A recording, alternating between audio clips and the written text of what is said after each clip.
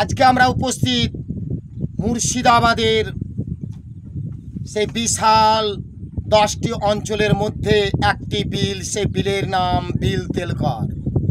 এই বিল তেলকরের চারপাশের যত চাষি, অর্থাৎ শতকরা 85% চাষি চাষের উপরে নির্ভর করে।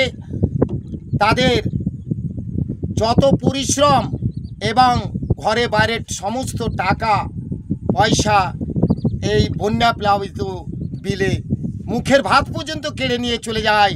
তাই আমরা আজকে এসেছি। আমাদের এই বিল তেলকরের সমস্যা অনেক আছে, সমাধানও আছে, এবং এরপরে পরে আপনাদেরকে বোঝাতে চাইছি আমার লিখনের মাধ্যমে। আমার লিখনের নাম হচ্ছে বিল তেলকরের পরিচয়। পড়ছি, আপনারা শুনতে থাকুন। বিল তেলকরের ঈশান কোণে বাস লক্ষ্মীনারায়ণপুর গ্রামে।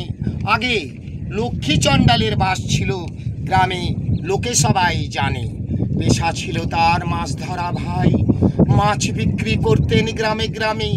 মাছ দিয়েই গ্রামের বিস্তার তার, বিলে পদ্মার মতোই পানি জমে।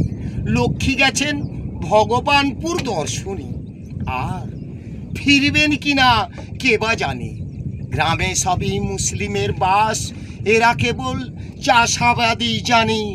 ভাগ্যের ফসল পায় না তারা, প্রতি বছর ফসল নিয়ে যায় বানে। সইবে কত পেটের যন্ত্রণা দায়, 175 জনেই গেছে আরো দিল্লি মুম্বাই, 2 মুঠো খাদ্যের অন্বেষণে। বাকি 25 জন গরু ছাগল নিয়ে বিপদ তাদের আরো অনেক বেশি।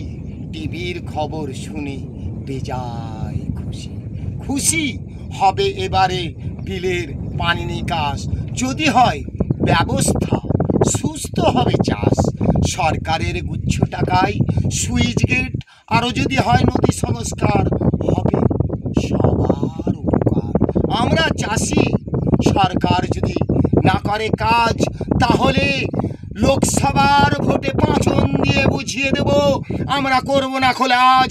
আছি আমরা গ্রামে, প্রত্যেকটি গ্রামে লাখো লাখো জনসমাজ।